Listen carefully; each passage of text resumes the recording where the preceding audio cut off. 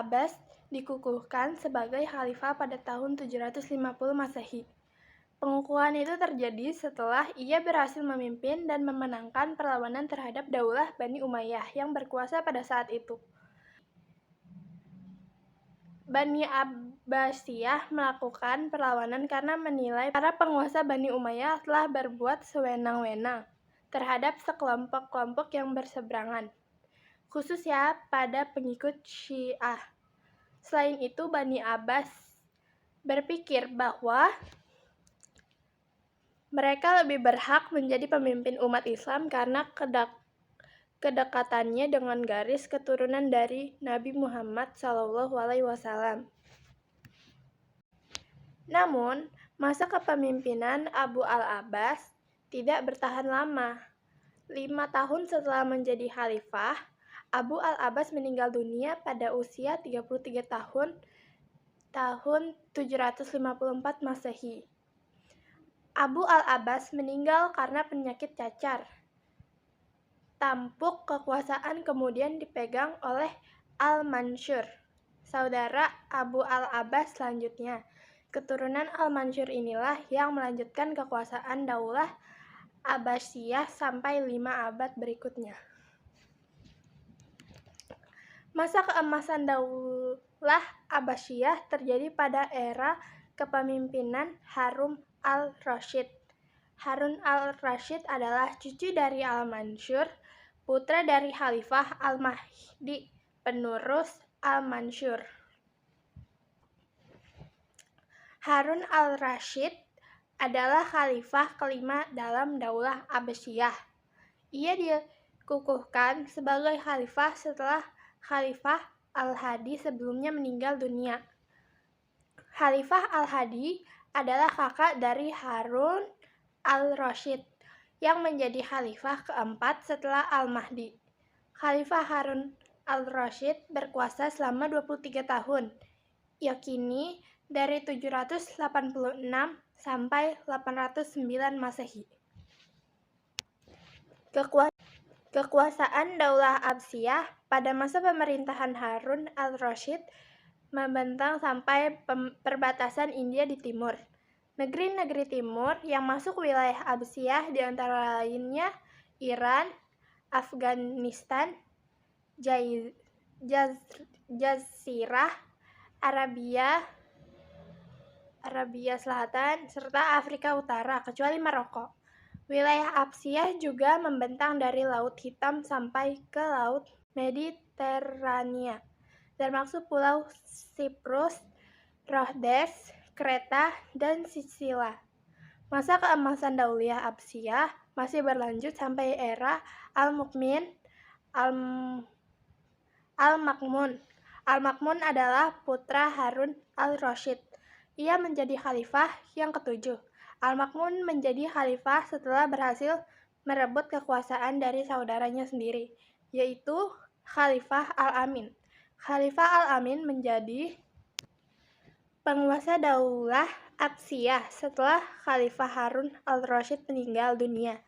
Namun, Khalifah Al-Amin berkuasa dalam rentang waktu yang cukup singkat, yakni 4 tahun, yaitu 809 sampai 813 Masehi.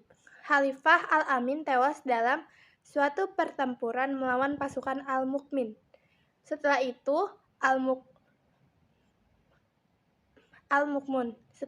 Al-Mukmun dikukuhkan sebagai khalifah dan berkuasa dalam rentan waktu 20 tahun, yaitu 813 sampai 833 Masehi. Setelah Al-Mukmun meninggal, tumpuk kekuasaan berpindah ke saudaranya yang bernama Al-Muqtasim dengan 833 sampai 842 Masehi. Sejak pertengahan era Al-Mahdi. 2. Keindahan kota Baghdad dan daya tarik Bait al-Hikmah. A. Keindahan kota Baghdad.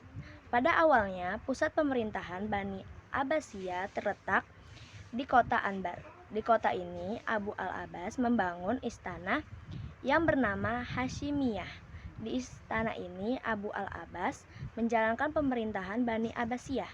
Namun, tidak lama setelah istana selesai dibangun, Abu al-Abbas meninggal dunia karena penyakit cacar. Tumpuk kekuasaan kemudian berpindah ke saudaranya yang bernama Al-Mansur. Al-Mansur mulai membangun pada tahun 762 Masehi. Ia memperkerjakan sekitar 1.000 arsitek, perajin, dan buruh yang didatangi dari berbagai wilayah.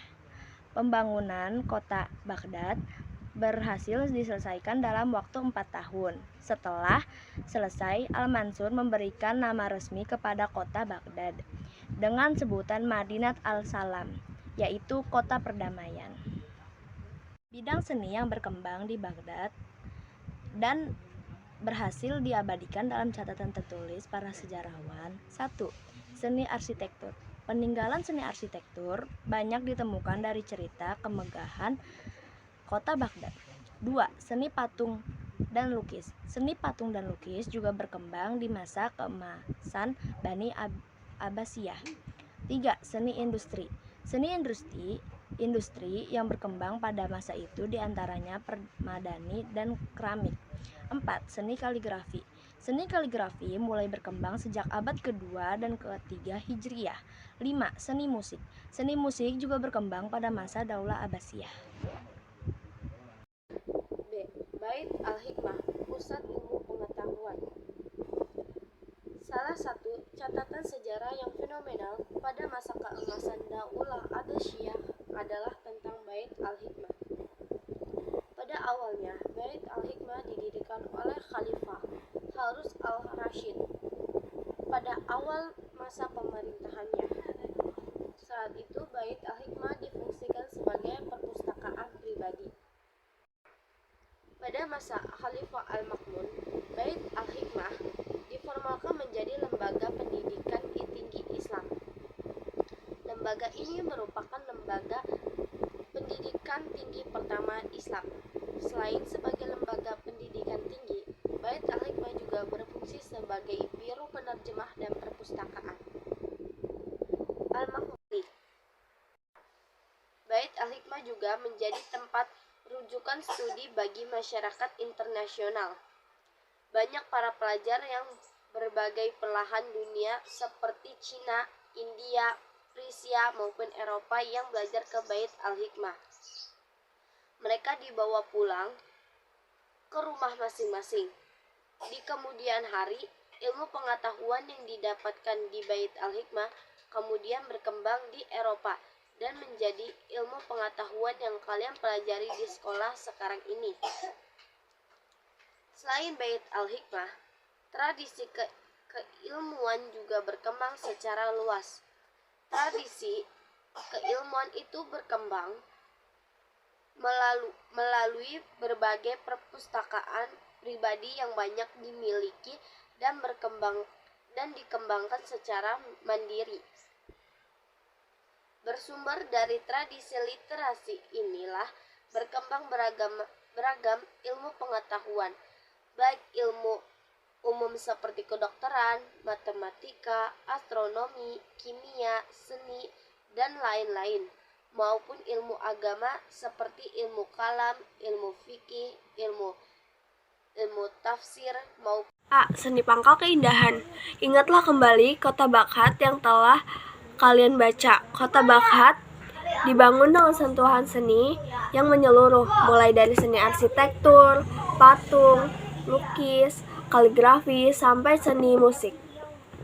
Para penguasa mengoskretasikan seni. B. Literasi pangkal kemajuan dan keadaban. Selain dikenal sebagai kota metropolitan, Baghdad juga dikenal sebagai pusat ilmu pengetahuan dunia.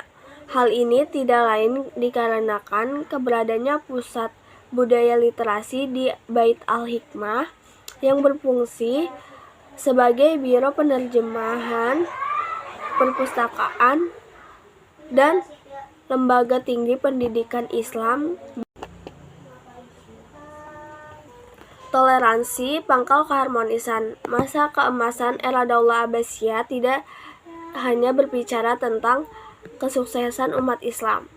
Ada peran-peran umat non-Islam yang berkontribusi besar terhadap masa keemasan itu.